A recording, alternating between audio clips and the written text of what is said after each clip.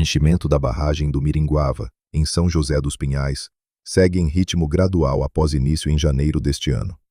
A estimativa é que o reservatório esteja atualmente entre 25% e 40% da capacidade, variando conforme as chuvas, dentro de um cronograma total de cerca de 9 meses para o enchimento completo.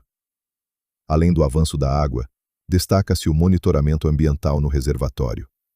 Equipes percorrem áreas alagadas e ilhas com barcos, realizando o resgate de animais silvestres isolados.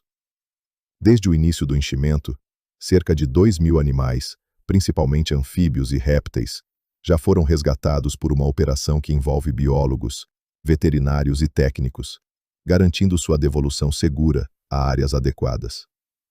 Assim, o enchimento da barragem avança não apenas como uma obra estratégica para o abastecimento, mas também com forte compromisso ambiental,